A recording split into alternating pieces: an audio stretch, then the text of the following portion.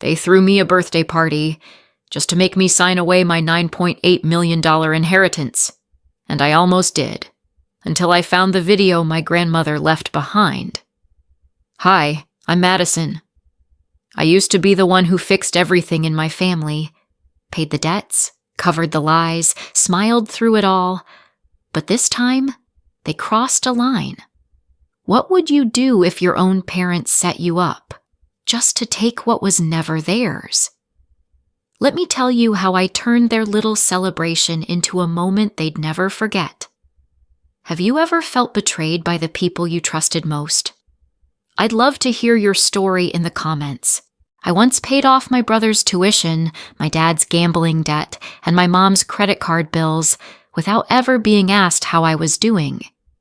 I didn't realize how heavy the silence had become until Rachel pointed it out. It wasn't the loud, crashing kind of exhaustion. It was the quiet one.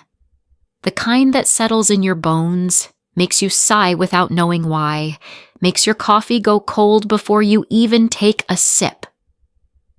That morning, the rain tapped gently on the windows of my tiny Chicago apartment. I sat at the kitchen table, laptop open, glowing spreadsheets staring back at me like ghostly reminders of all the times I said yes when I should have said no. A half-eaten bagel sat next to a cup of chamomile tea I wasn't drinking. The smell of lemon cleaner still lingered in the air from yesterday's wipe down. I kept my apartment clean. It was the one space I could fully control. Rachel sat across from me, her eyes flicking between her phone and me. She was the kind of friend who didn't ask, "Are you okay?" She just knew when you weren't.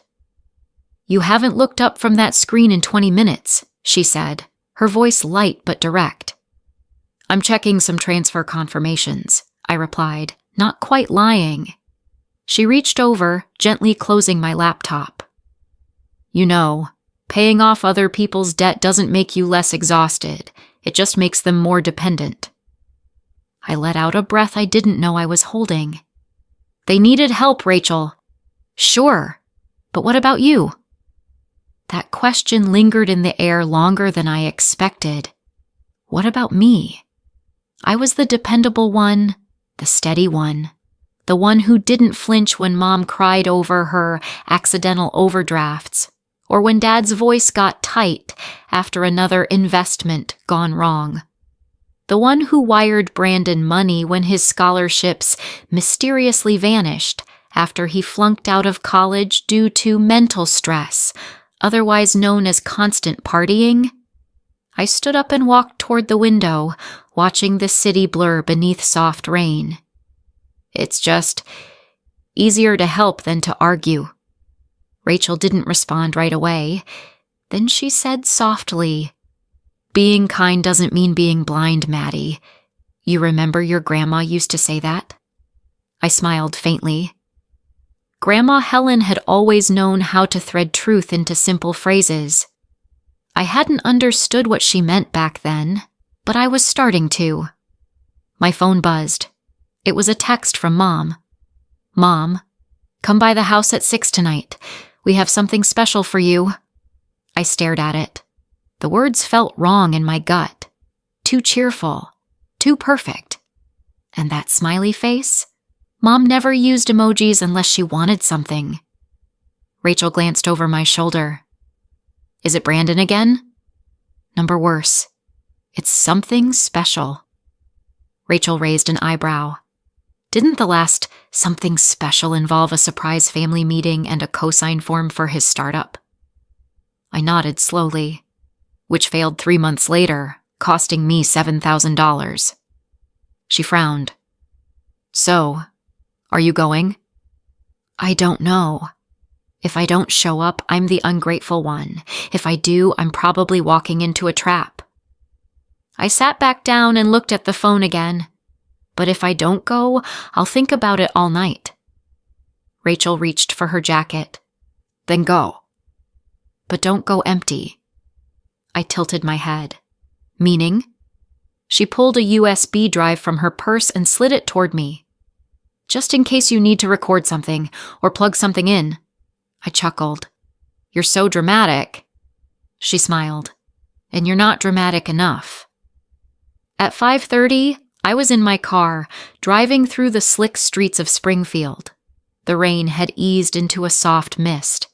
My windshield wipers squeaked every few seconds like an anxious metronome.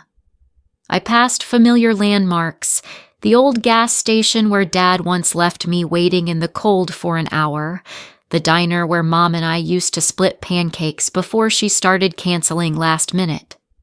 The house appeared around the bend like a memory I'd tried to forget. 2 stories of beige and brick, lights glowing warmly through the windows. The yard was perfectly trimmed. The porch, spotless. I remembered helping make the down payment with my first big client bonus and watching my name quietly disappear from the paperwork 6 months later. "It's just for loan purposes," Dad had said at the time. I pulled into the driveway and parked. For a long moment, I didn't move. I just sat there, the engine ticking gently beneath the drizzle. From my seat, I could see silhouettes moving in the living room. Someone laughing. Glasses clinking. I adjusted the collar of my coat and checked my reflection in the rear-view mirror. Tired eyes, neutral smile, slight smudge of lip balm. It would do. I reached for the door handle and froze. Something about the way the porch light flickered, the way Mom's voice carried too loudly through the door. It all felt rehearsed, not real. I stared at the handle, my hand resting lightly on the cold metal. My heart thumped once, then again, louder. My gut tightened. This wasn't a celebration. It was a performance. I took a deep breath, buttoned my coat up to the collar, smoothed my hair, and stepped out. I didn't know it yet, but that was the last time I'd ever arrive at that house as the good daughter. "Surprise!" my mother shouted, her red lipstick flawless and her voice pitched just a little too high. The living room erupted in cheers and clapping. But as I stood there, frozen in the doorway, I noticed something off. Something in her eyes that didn't match her wide smile. A birthday party. I hadn't had one of those since I was 16. Back then, they'd forgotten completely. I came home from school to an empty house and a voicemail from Dad saying they were stuck at a fundraiser. No cake, no candle, just leftovers in the fridge and a vague promise to make it up to me later. They never did. So why now? I stepped inside slowly, the scent of rosemary focaccia and pot roast wafting through the air, mixing with something sharper, maybe expensive cologne or the anxiety that had begun to claw its way up my chest. The house was almost exactly as I remembered it, though the walls had been repainted in a soft eggshell white and the family photos rearranged like a Pinterest project. Even the jazz playing in the background sounded curated, artificial. A dozen familiar faces turned toward me. Uncle Rick with his ever-present Bluetooth earpiece, Aunt Carol in her sequined cardigan, and Cousin Heather, who only ever showed up when she smelled money. All of them smiled, raised their glasses, and in unison shouted, "Happy early birthday, Madison." I blinked. Early? Mom swept in and wrapped her arms around me in a hug that felt both too tight and too short. "Look at you," she gushed. "Still so composed, just like your grandmother." I forced a smile. "Thanks, I guess." Before I could take another step, Dad appeared at my side, already holding out a drink. "Your favorite," he said, grinning. "Green apple gin." I took the glass automatically, staring at the pale green liquid swirling in the tumbler. It smelled sweet and sour, just like I remembered. I hadn't touched the stuff in 3 years, not since I'd vomited it all over my shoes on a date that ended with a panic attack. I told Dad about that night, Apparently, he didn't remember. Or didn't care. I raised the glass to my lips, then lowered it without drinking. "Come on, let me show you the buffet," Mom chirped, already steering me toward the dining room table, where silver trays of catered hors d'oeuvres sat in perfect formation. Mini crab cakes, bacon-wrapped dates, and some sort of tartlet I couldn't identify. "You did all this for me?" I asked, trying to keep my voice steady. "Of course," she said, her eyes gleaming. "You've done so much for this family, sweetheart. It was time we did something for you." The words should have warmed me. They didn't. I caught Brandon slouched on the sofa in the corner, sipping from a second glass and looking bored. He raised his glass in a mock salute when he saw me. "Hey sis, nice to see you not behind a spreadsheet for once." I nodded at him, keeping my expression neutral. He'd always known how to irritate me with the smallest sentence. "Let's do presents." Aunt Carol clapped her hands. A pile of small boxes wrapped in pastel paper was brought out. I opened them one by one. Bath salts, a decorative candle, a silk scarf that still had the tag from Marshall's. I thanked each person with polite nods and smiles. The room clapped again. Then the toasts began. Dad lifted his glass, voice slightly shaky. "To Madison, the heart of our family. We don't say it enough, but we are so proud of you." I looked around the room, trying to absorb the sentiment. Everyone was smiling.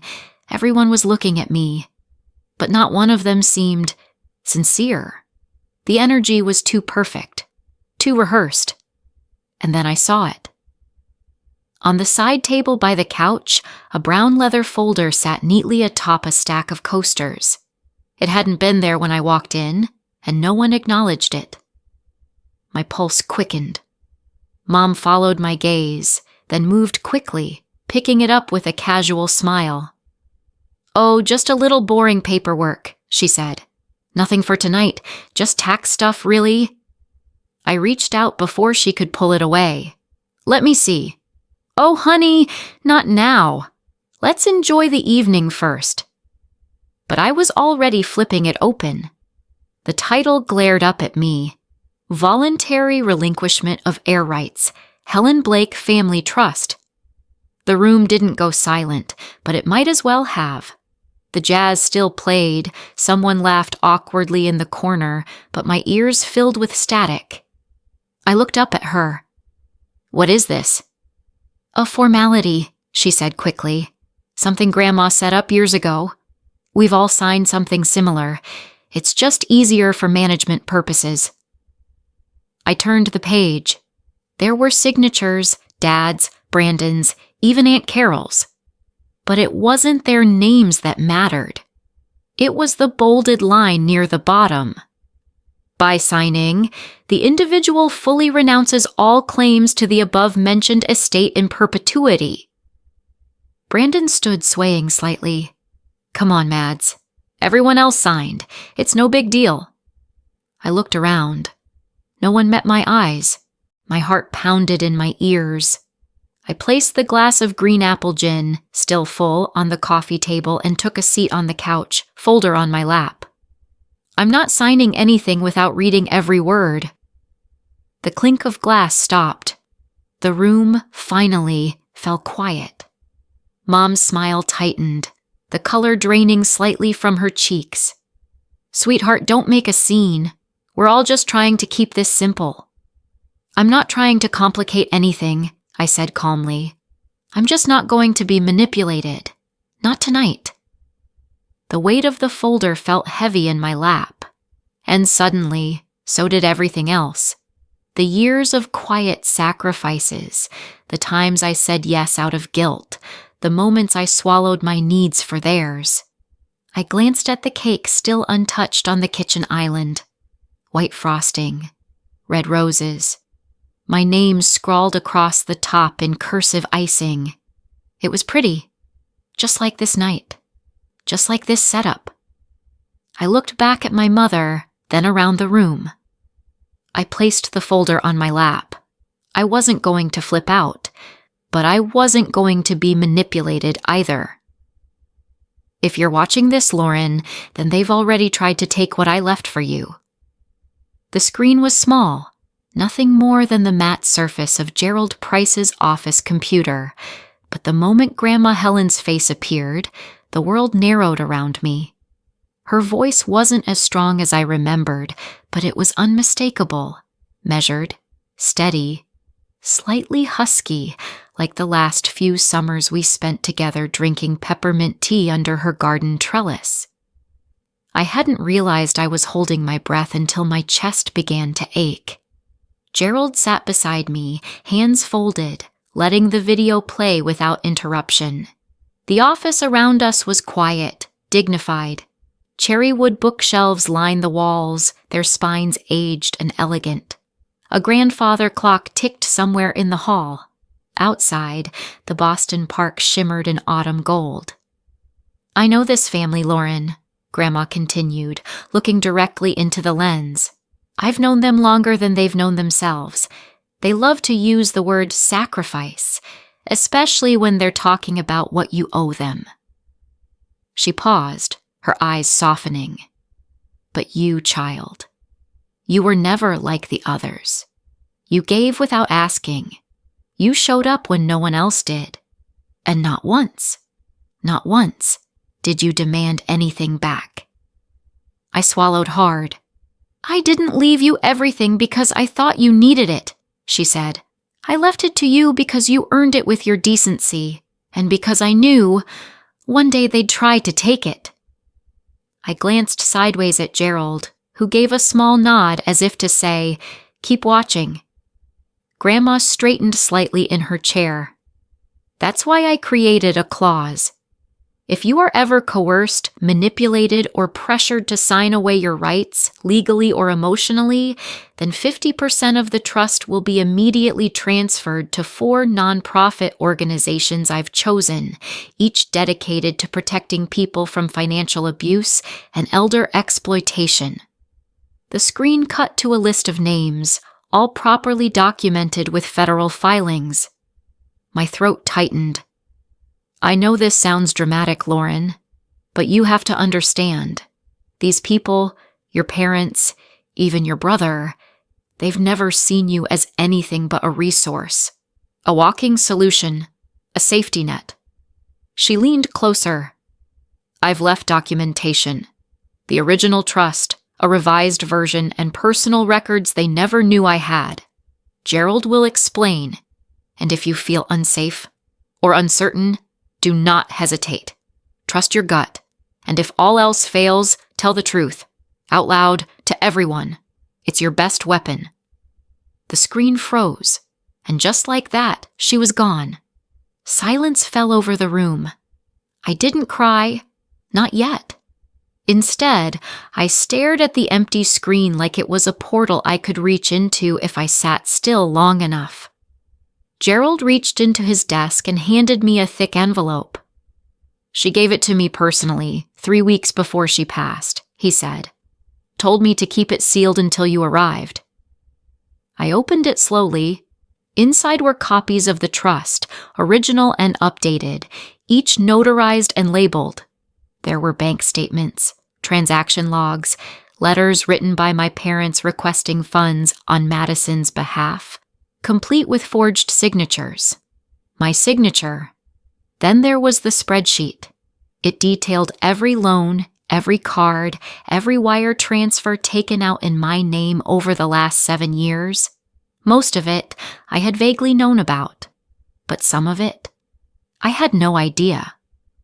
Credit cards? I asked, barely above a whisper. Gerald nodded. Opened under your name while you were still in college. We have evidence that your mother listed herself as co-applicant. I stared at the paper. She told me she just needed help covering medical expenses for Dad. Said it was urgent. It went to a travel agency in Palm Springs. I blinked. She booked a luxury wellness retreat, he added gently. The room felt smaller, the air heavier. I began, but my voice cracked. I cleared my throat. This would have implicated me, wouldn't it, if I had signed that folder last night? Gerald nodded again. Legally, yes. You would have been consenting to a restructuring of assets you didn't even know existed, and with your previous consent history on record, it would have looked compliant. I leaned back in the leather chair, running a hand down my face. The edges of the world felt fuzzy, unreal. For years, I had operated on the belief that if I just stayed useful, everything would hold together. But the truth had been unraveling behind my back the whole time. Gerald spoke again softly. Mrs. Blake also left this. He handed me a small USB drive, wrapped in tissue paper, sealed with a gold sticker bearing Grandma's initials. What's on it? A second video, he said. For the rest of your family, if and when you choose. I held it in my palm, feeling its weight, small but dense with consequence. Outside, a gust of wind rustled the trees.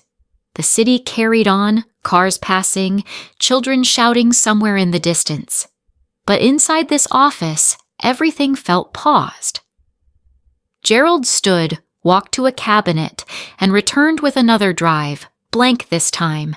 He handed it to me, in case you want a copy. I didn't hesitate. I slid it into the USB port and transferred the file. Grandma's face reappeared, frozen mid-frame. Fierce. Software unapologetic. I thought about last night. The clinking glasses, the fake toasts, the green apple gin I didn't drink.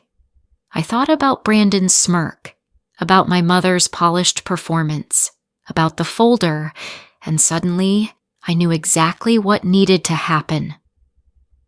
I looked at Gerald. Do I need legal permission to share this? You are the named heir. The message is yours to use.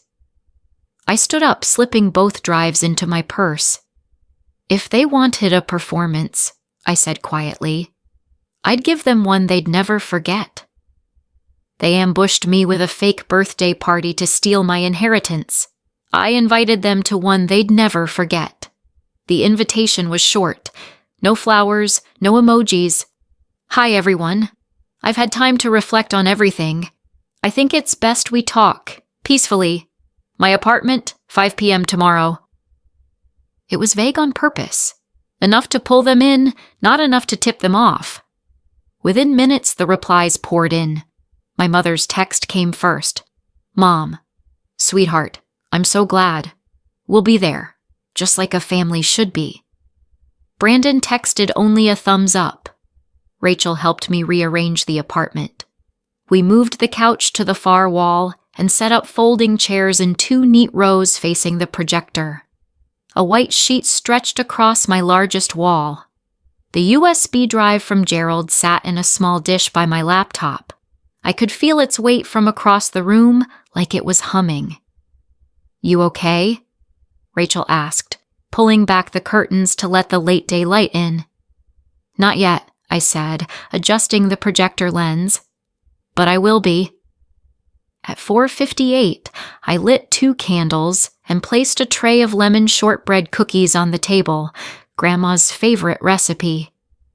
Rachel chuckled softly. You really are your grandmother's granddaughter. She always believed a calm table made for a powerful room. By 5:01, the doorbell rang. My mother was first, dressed in beige with a pearl brooch and a practiced smile. Her heels clicked softly on the hardwood. Behind her came my father in a gray blazer and red tie. He didn't make eye contact. Brandon trailed in last, earbuds dangling from one ear, nodding absently like he was half-tuned into another world. Uncle Rick and Aunt Carol followed, awkwardly overdressed, holding a bottle of wine wrapped in foil. They handed it to me like a peace offering. I set it aside without comment. Where's the party? Brandon asked, glancing around. This feels like a TED Talk. I smiled politely. Please, take a seat. They settled in slowly, murmuring to each other. Rachel stayed near the back, arms folded, eyes sharp. I stood beside the projector, heart beating steady but fast. For a moment, I thought of Grandma's voice again. If they try to coerce you, let them. Let them show their true colors. Thank you for coming, I began. I know we've had tension, but I'd like to show you something that I think clears up everything. My mother sat up straighter.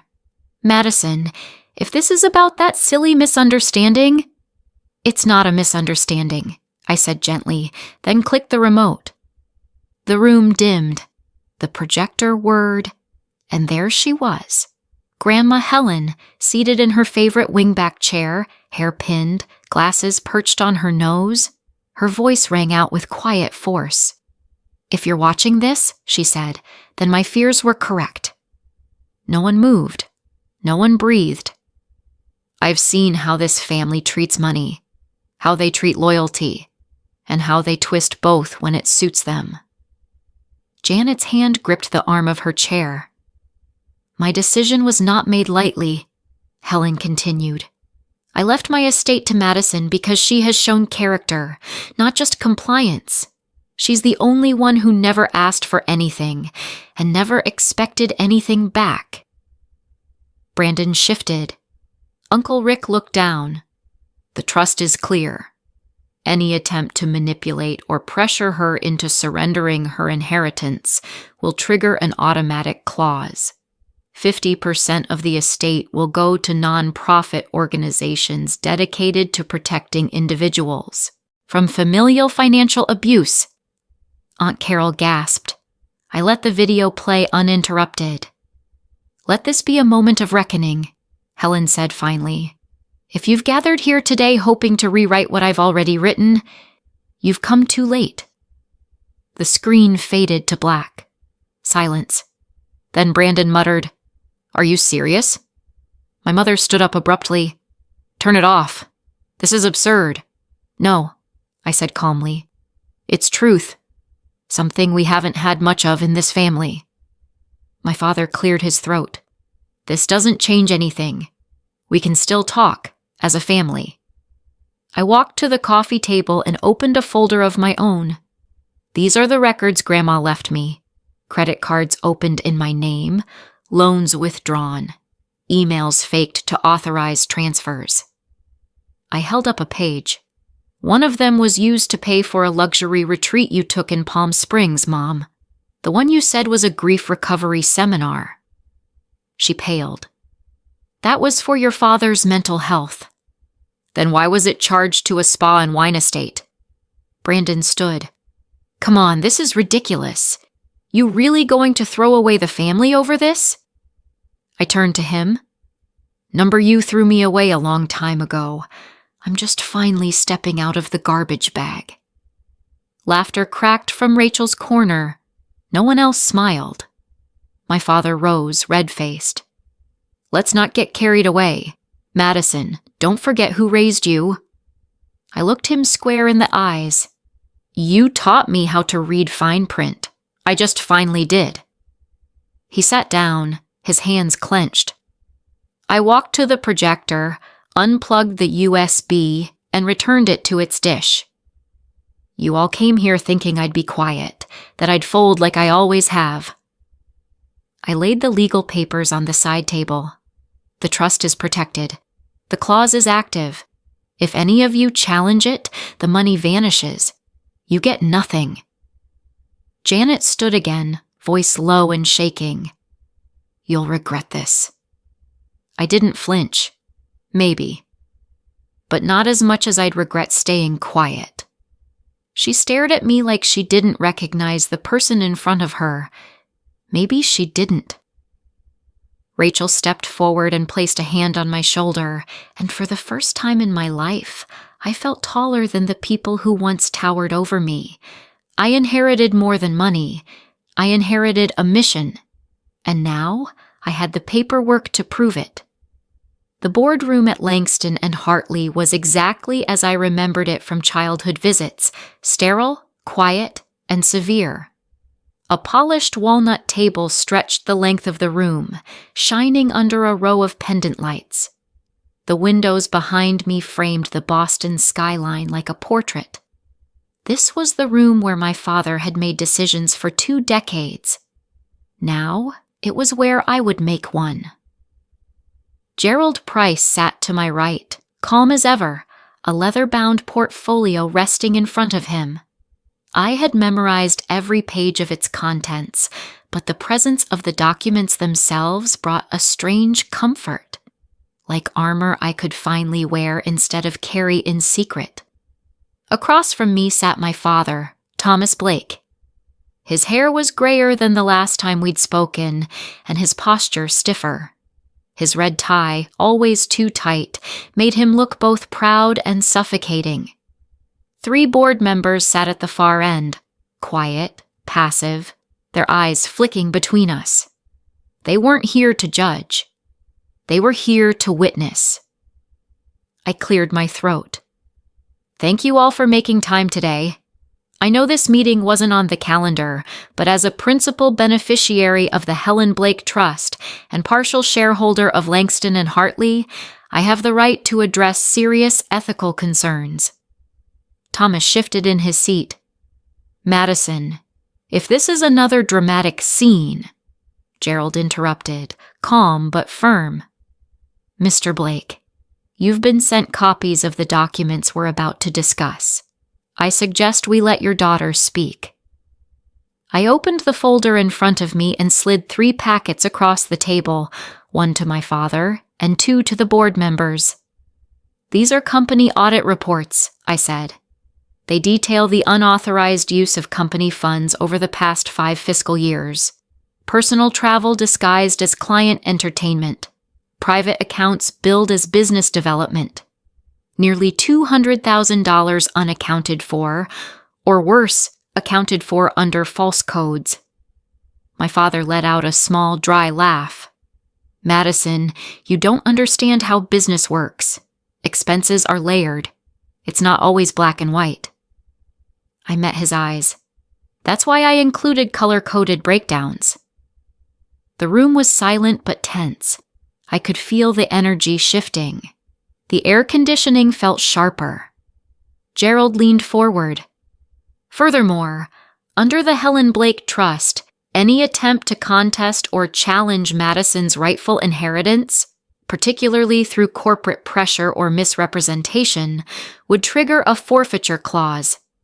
50% of the estate, including shares in this company, would be redirected to anti-abuse charities. One of the board members glanced sideways at the other. Still no one spoke. My father crossed his arms. So, what? You came here to humiliate me in front of the board, from familial financial abuse. Aunt Carol gasped. I let the video play uninterrupted. Let this be a moment of reckoning, Helen said finally. If you've gathered here today hoping to rewrite what I've already written, you've come too late. The screen faded to black. Silence. Then Brandon muttered, Are you serious? My mother stood up abruptly. Turn it off. This is absurd. No, I said calmly. It's truth. Something we haven't had much of in this family. My father cleared his throat. This doesn't change anything. We can still talk, as a family. I walked to the coffee table and opened a folder of my own. These are the records Grandma left me. Credit cards opened in my name, loans withdrawn, emails faked to authorize transfers. I held up a page. One of them was used to pay for a luxury retreat you took in Palm Springs, Mom. The one you said was a grief recovery seminar. She paled. That was for your father's mental health. Then why was it charged to a spa and wine estate? Brandon stood. Come on, this is ridiculous. You really going to throw away the family over this? I turned to him. Number you threw me away a long time ago. I'm just finally stepping out of the garbage bag. Laughter cracked from Rachel's corner. No one else smiled. My father rose, red-faced. Let's not get carried away. Madison, don't forget who raised you. I looked him square in the eyes. You taught me how to read fine print. I just finally did. He sat down, his hands clenched. I walked to the projector, unplugged the USB, and returned it to its dish. You all came here thinking I'd be quiet, that I'd fold like I always have. I laid the legal papers on the side table. The trust is protected. The clause is active. If any of you challenge it, the money vanishes. You get nothing. Janet stood again, voice low and shaking. You'll regret this. I didn't flinch. Maybe. But not as much as I'd regret staying quiet. She stared at me like she didn't recognize the person in front of her. Maybe she didn't. Rachel stepped forward and placed a hand on my shoulder, and for the first time in my life, I felt taller than the people who once towered over me. I inherited more than money. I inherited a mission. And now I had the paperwork to prove it. The boardroom at Langston and Hartley was exactly as I remembered it from childhood visits, sterile, quiet, and severe. A polished walnut table stretched the length of the room, shining under a row of pendant lights. The windows behind me framed the Boston skyline like a portrait. This was the room where my father had made decisions for 2 decades. Now, it was where I would make one. Gerald Price sat to my right, calm as ever, a leather-bound portfolio resting in front of him. I had memorized every page of its contents, but the presence of the documents themselves brought a strange comfort, like armor I could finally wear instead of carry in secret. Across from me sat my father, Thomas Blake. His hair was grayer than the last time we'd spoken, and his posture stiffer. His red tie, always too tight, made him look both proud and suffocating. 3 board members sat at the far end, quiet, passive, their eyes flicking between us. They weren't here to judge. They were here to witness. I cleared my throat. Thank you all for making time today. I know this meeting wasn't on the calendar, but as a principal beneficiary of the Helen Blake Trust and partial shareholder of Langston and Hartley, I have the right to address serious ethical concerns. Thomas shifted in his seat. Madison, if this is another dramatic scene, Gerald interrupted, calm but firm. Mr. Blake, you've been sent copies of the documents we're about to discuss. I suggest we let your daughter speak. I opened the folder in front of me and slid 3 packets across the table, 1 to my father and 2 to the board members. These are company audit reports, I said. They detail the unauthorized use of company funds over the past 5 fiscal years. Personal travel disguised as client entertainment. Private accounts billed as business development. Nearly $200,000 unaccounted for, or worse, accounted for under false codes. My father let out a small, dry laugh. Madison, you don't understand how business works. Expenses are layered. It's not always black and white. I met his eyes. That's why I included color-coded breakdowns. The room was silent but tense. I could feel the energy shifting. The air conditioning felt sharper. Gerald leaned forward. Furthermore, under the Helen Blake Trust, any attempt to contest or challenge Madison's rightful inheritance, particularly through corporate pressure or misrepresentation, would trigger a forfeiture clause. 50% of the estate, including shares in this company, would be redirected to anti-abuse charities. One of the board members glanced sideways at the other. Still no one spoke. My father crossed his arms. So, what? You came here to humiliate me in front of the board. No, I said simply. I came here to protect what's left of this company's integrity. I reached into my bag and pulled out a sealed envelope. This is your resignation letter. It includes a non-disclosure agreement, mutual separation terms, and acknowledgement of misappropriation as a closed matter, provided you sign. He didn't take it. Instead, he looked at me like he didn't recognize me.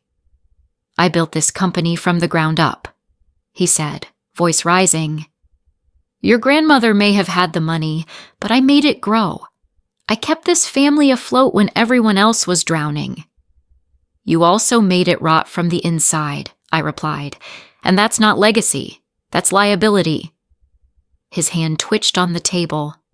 "You think you're some moral savior now?" he asked, more bitter than angry. "You think Helen left this to you because you were better?" "I don't know why she left it to me," I said quietly, "but I know what she wanted me to do with it. She wanted this company to mean something again." Gerald slid the pen across the table.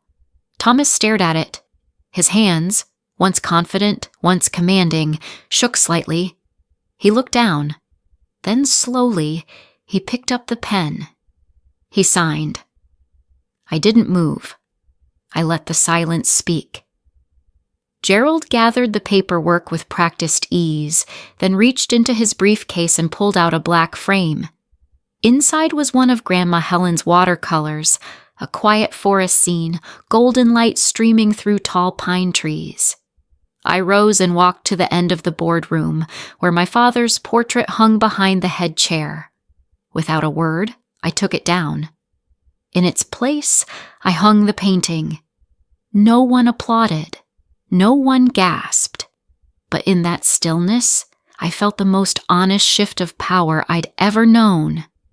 The meeting concluded in silence. My father didn't speak as he left. He walked out with his briefcase, shoulders slightly slumped. I stayed back to organize my papers. As the boardroom emptied, I turned off the lights and stepped into the hallway. The elevator dinged. Brandon was waiting for me there, leaning against the wall with his arms crossed. "Well," he said, voice low, "you think this is over?" I looked at him. "You just made enemies of your own blood," he added. I slipped the USB drive back into my coat pocket and smiled. Then maybe I finally did something right. I always thought peace came from pleasing everyone. Turns out, peace comes when you stop pleasing the wrong people. The Louise Foundation's community room was buzzing softly with conversation, laughter, and the occasional tapping of a laptop. Young adults sat in small clusters, sipping coffee, flipping through workshop materials, and nodding as a facilitator wrapped up the final slide of a presentation titled, "When Love Becomes Leverage." I stood near the back of the room, just out of sight. Not hiding, just observing. The overhead lights were warm, not fluorescent. We chose that intentionally. This space wasn't meant to feel clinical or corporate. It was supposed to feel like a second chance. A place to understand that financial abuse doesn't always look like shouting or stolen wallets. Sometimes it looks like favors with strings attached, guilt-ridden gifts, or silence after you say no. Rachel was at the front, scribbling something on the whiteboard and smiling at a question from a student. She looked completely in her element, sharp, fast, generous with her words. "Any final thoughts before we wrap up?" she asked. A young man raised his hand. "How do you even begin setting boundaries when your family raised you to believe saying no is betrayal?" Rachel didn't answer right away. Then she said, "You start by realizing love isn't supposed to make you feel like a bank or a backup plan. Love, the real kind, doesn't keep receipts."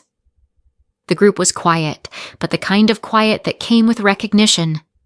I smiled. I hadn't said a word all session, but I didn't need to. This wasn't about me anymore.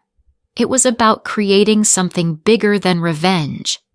Something that lasted. When the workshop ended, people trickled out, many stopping by the welcome table to sign up for future sessions. A few came over to thank me, some recognizing my name from the mission statement on our website. One girl handed me a small note that simply read, "Thank you for making this exist." I tucked it into my pocket. As I turned toward my office, I saw him. Hunter. He was standing by the hallway entrance, nervously twisting his cap in his hands. Same leather jacket, same hesitant eyes, but less bravado than I remembered. Just a quiet stillness. "I wasn't sure if I should come," he said. "You already did." He nodded. "I'm not here to justify anything. I just wanted to say I knew. About what they were doing.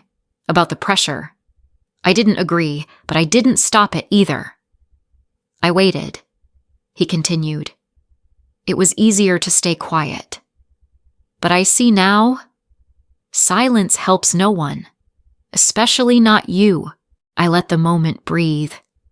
The Madison from 6 months ago might have rushed to fill it with forgiveness or deflection. The Madison today didn't. "You don't have to fix the past," I said softly, "but if you want to move forward, start with action, not just words." He nodded again. "I signed up to volunteer. Rachel said you might need someone to help with the new community outreach." I tilted my head. "Let's see how you do." He offered a small smile, grateful that I hadn't slammed the door shut. I didn't have to hate him to protect myself. That was the balance I was finally learning. Later that afternoon, I returned to my office. The door creaked slightly as I closed it. My desk had a small vase of dried lavender, my laptop, and one final envelope I hadn't opened. Grandma Helen's last handwritten letter. It wasn't part of the trust. It wasn't notarized. Just love in cursive ink, sealed with care. I opened it slowly. "Dear Madison, if you're reading this, it means you chose yourself. I always hoped you would. The world will tell you that boundaries are cold, but they're not. They're sacred. They're where your peace lives. You're not selfish, sweetheart. You're whole. And now, it's your turn to help others remember they are too. Love, always, Grandma Helen." I didn't cry, not like before, but my chest swelled with something warmer than grief, a softness, a knowing. There was a knock on the door. Rachel poked her head in. "The website team's asking for a quote for the About Us section. Got a line in mind?" I opened a new tab on my computer and typed slowly. "Real love doesn't come with a price tag." I clicked save. As the screen refreshed and the line appeared, centered and bold in our brand font, I smiled. Rachel lingered in the doorway. "So, if your mom ever calls again, will you answer?" I looked out the window. The city glowed in early evening haze. People crossed streets, buses hummed, a child laughed down the block. "No," I said. "Not because I'm angry, but because I've finally made peace." Sometimes the hardest part isn't standing up to others. It's standing up for yourself after years of staying silent. As I watched the foundation grow beyond anything I imagined, I realized Grandma wasn't just leaving me a legacy. She was leaving me a way home to myself. In life, we're taught that family always comes first. But real love doesn't demand sacrifice without respect. It listens, it honors boundaries, and it gives without keeping score. If this story spoke to you, I'd love to hear how you found your peace, or how you're still searching for it. After all, healing is never a solo journey. And sometimes, sharing is where it truly begins.